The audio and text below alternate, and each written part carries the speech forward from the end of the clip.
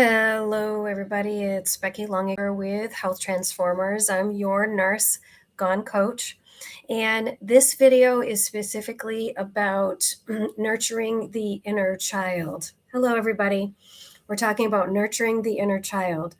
So some people don't understand what this concept is, and they wanted some clarification. So this introductory video is dedicated to one of my clients, where I'm going to be talking a little bit about the inner child, why it's important to have this concept, and how powerful this concept is in terms of healing and recovery. So I have gone through this work myself. So I come from an abusive household where there was trauma. I experienced trauma in childhood, and that affected my development as a human being. And I was able to compensate for a while, but there were some things that were not resolved that I brought into my adulthood. There were some things that were not investigated or acknowledged until adulthood. And so I started my health and wellness journey when I was 25. I stopped drinking for mind, body, soul reasons when I was 25. I'm now in my mid 40s. And so I've been doing this journey for almost 20 years. And let me tell you, this journey is very much an iceberg. So you only see the tip. Many people only see the tip of what I'm doing, but in order to be a whole, healthy, happy person, there's really quite a lot that goes into it. So I'm going to talk about the inner child today. And this is part of a series that I'm going to be launching, which is recovering from emotional abuse.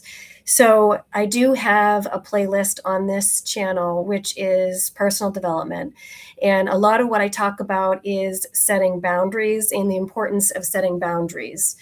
But in terms of why some people have such a hard time with prioritizing and or setting boundaries, sometimes it's because of this abuse that they've experienced in childhood, or they were raised in an alcoholic family. So an alcoholic family system, a codependent family system, an emotionally abusive family system is all going to play a role in terms of your development as a human being. So the concept of the inner child is just accepting, first of all, that there were certain needs in childhood that were not met. And so this is very hard for some people to get there, first of all, to even accept this, because people want to go to work, they want to function, they want to show up for their family, they want to be productive, they want to be successful, but they're having a lot of self-sabotage. So, for example, someone might say, I want to lose weight, but they're sabotaging their goal of losing weight because they haven't dealt with this inner child work. They haven't dealt with the fact that they didn't have an attachment to a caregiver in their childhood, a secure attachment, and they have shifted that attachment from a caregiver to their relationship with food. And so doing the inner child work requires that you need to acknowledge that certain needs were not met. So my personal need for safety and predictability and emotional safety were not met in childhood. And so in adulthood, I must acknowledge that, because I have this first thought brain, I have this trauma brain that's scanning the room for threats. And if I'm not well, and if something happens in my life where I get triggered, then my brain can start scanning the room for threats and see threats. So my work for myself in my inner child is to acknowledge, first of all, that I have this first thought, which is the world is not a safe place. I cannot trust people. And then this recovery thought, or this second thought, which is that person is not the person from my childhood. Maybe they're not going to act like the person from my childhood. Maybe they will. And it's my job to set boundaries so that I am healthy. And maybe they'll respect the boundaries, maybe they won't respect the boundaries. But I'm going to give people the benefit of the doubt until they demonstrate to me that they are not safe, they're not healthy, they're not good to be around. When I do identify through patterns of behavior that someone is toxic, that they're not safe, that they're not healthy, they're not good for me for whatever reason, then I will start putting distance between myself and that other person. It's my job, though, to give them the benefit of the doubt, to communicate, and move forward from there. So the inner child, what is interrupted is your human brain development in trauma and abuse. So when we're babies, if everything goes well, we learn that we can trust people when we're babies. If our needs are consistently met, if when we cry, our needs are met, if we are nurtured, if we're held when we're upset, then we learn that we can trust people and the world is a safe place. As we grow, we start to learn that we're separate from our caregivers. We're individuals beyond our caregivers. We start to say the word no. We start to have these really cool skills of walking and talking and being able to play with toys and learning the cause and effect of things. And as long as that need is respected and our ability to learn and grow is respected, then we will develop confidence in ourselves. If our needs are not met, if we are fostered, if dependency is fostered, or if the world is, again, not a safe environment, then we are going to sort of get stunted. Our brain development will get stunted in childhood. And so talking to the inner child is just acknowledging that certain needs were not met in childhood. What is the need that I have right now? What is the validation that I have right now? So something else that will happen in an abusive family system is either successes will not be celebrated, so you'll just won't be seen. You'll be invisible at times. So maybe you're achieving something, maybe you've done something, and you will not be seen. You will not be acknowledged because your parent, your caregiver, whoever it is so wrapped up in their own BS, they cannot see you. They can't see you for what's really going on. And so part of the work in working with the inner child is I see you. We're going to be doing some affirmations in just a couple of minutes because these are tools. Affirmations are tools that you can use to nurture the inner child so that you have your own back to help with the healing process. So you might not be seen. Or if you see abuse happening, or maybe someone's lying about something, maybe their words are not matching up with their actions and you're calling them out on it, there might be gaslighting in the family system. That didn't happen, that's not true, or someone's rewriting the narrative. So this happened fairly often in my childhood where the words were not matching up with actions. And again, that impacts your ability to trust people. And then when I observed things happening, I would call people out and then the gaslighting would happen. So that makes you question yourself. The point of gaslighting, especially to a child, is to groom them into not trusting their own reality so that they are controllable. That's the whole point of gaslighting, is you're getting people to question their own reality so that they lose confidence, so that that does not hold the abuser accountable. When if I question my own reality, even though I saw in black and white what just happened, and someone tells me that I'm making it up or that didn't happen, as a child, I'm going to lose confidence in my ability to even perceive reality.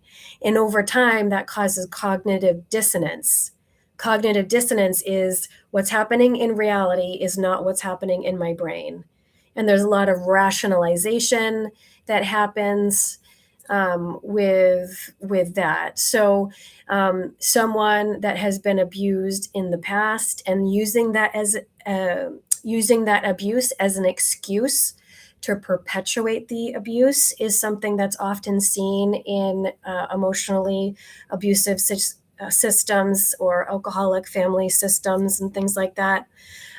You can have flying monkeys where the primary abuser is the one that's doing the abuse, and when they're not around, then the other people sort of speak for them in terms of perpetuating the abuse. You're going to get very rigid roles in abusive family structure where you're going to have, say, the narcissist, you're going to have flying monkeys, you're going to have the scapegoat, the golden child.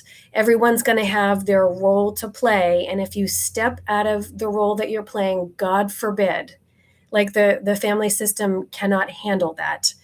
And so a healthy family system is going to be able to adapt to people's needs, and there will be mutual respect in a healthy family system. So that's a very non-comprehensive, that's a very brief overview of examples of what can happen in abusive family systems and how that's going to damage your ability into adulthood to express your needs. Because first of all, as a child, you might start to become silent about expressing your needs or even about being who you are, because when you do express a need or you do have an opinion, you are squashed, you are argued with, you are raged against, and things like that. So the healing process includes seeing yourself, hearing yourself, loving yourself, believing in your reality, supporting yourself, and having your back, and getting a whole lot of help. So I've talked about the problem. The problem is emotional abuse.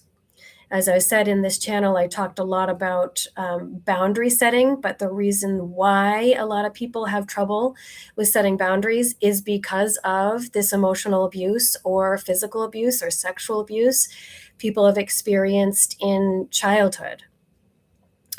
And so the recovery part is you first have to identify it. So in this series, I'm going to be doing video by video. I'm going to be doing step by step the steps that you need to take in order to recover from emotional abuse. The first step is you need to identify that it is emotional abuse.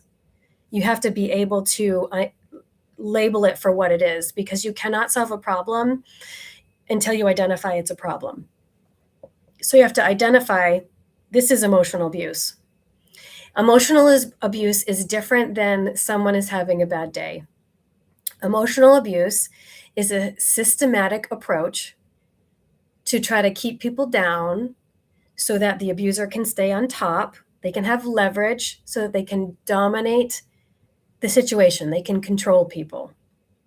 So you got to acknowledge it for what it is, whether it's narcissistic emotional abuse or emotional abuse because someone is like is reliving their trauma onto you. They're puking their trauma onto you without dealing with it first. So you got to acknowledge it. You got to get help. So whether it's through therapy, whether it's through trauma recovery coaching, whether it's through finding healthy, happy people that they see reality for what it is, and they call the bullshit. They can call the bullshit with you. That's absolutely unacceptable. That this sort of thing is happening. Absolutely unacceptable. So you want to be able to get support. That's really, really important in recovering from emotional abuse is getting social support with people that are healthy and happy.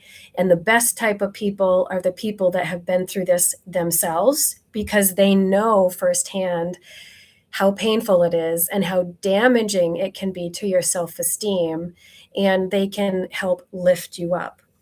So you got to identify it, you got to ask for help, get some support through either formal coaching, formal counseling, get some social supports, find some different friends. In the process of recovering from emotional abuse, setting boundaries, it is going to be incredibly painful, especially if it is part of your family. Part of your family system. If you have to put distance in your family, it is going to be painful. Let me tell you, it is going to be painful because these are your blood relatives. It's your family. However, what I will say over and over and over again is if someone is good for you, it does not matter if they are related to you. If someone is bad for you, it 100% doesn't matter if they are related to you. If they are a damaging person in your life, if it is messing with your mental health to be around them, if they are damaging, if they are lying, if they are manipulating, it is doing so much damage to you to be around this person. It does not matter if they are family. I advocate for putting distance between you and that person and finding people whose words match their actions, finding people who are okay with accountability, finding people who want your interest, want your best interest at heart, finding people who have mutual respect for you. They want to know your opinion. They want to hear what your thoughts are. They want to know what your likes and dislikes are. Those are healthy, happy people. Find those people. A spirituality is also very helpful in terms of healing from emotional abuse. Some people are atheists and some people are Christians. Some people are Jewish. Some people have nature-based religions. Spirituality is helpful in a lot of different ways, just because it helps you get some hope in an abstract concept before you have gotten your results. So it helps you take that leap of faith. Things will get better. I'm going to put my trust in God. I'm going to put my trust in my higher self. I'm going to put my trust in Allah or whoever it is that you're praying to in order to get results and get over this hump. So yes, it is going to be lonely. Ask for help, get some social supports, and identify a spirituality that works for you. Taking time for yourself, so learning how to do the self-care is tremendously important in recovering from emotional abuse or an alcoholic family. So having buffer time in between things so that you're not getting too stressed out is very helpful. Exercising in a way that's loving and not abusive, eating in a way that's loving and not abusive, getting enough sleep is enormously important in terms of any mental health issue. If you have any mental health issue, including PTSD from childhood trauma, getting enough sleep is really, really, really important in terms of helping your brain to heal. And then affirmations. So, one of the things that I do on a pretty regular basis is I do get enough sleep. I do take buffer time. I do exercise. I do work out. I do have a community. And then also, I have affirmations that I say to my inner child, to my little Becky that was hurt in childhood. And this is what I say to myself: I love you. I see you. I hear you. I believe you. I support you. And I have your back. Doing this has helped me understand that I don't need to look for other people. Like the child, it's a natural brain development to look for other people to get your validation and support. When you give your own validation and support to yourself, you do not need it from other people. When you can see yourself for who you are, you do not need to be seen by other people. And the people that don't see you, that don't hear you, that don't take you seriously, just fall away from your life. So I love you. I see you. I hear you. I believe you. I support you. I have your back. So I would love for you to journal on this live video about your inner child. And I would love to hear in the comments how this has helped you. So this is just an introduction to a new series that I'm going to be doing, which is all about recovering from emotional abuse.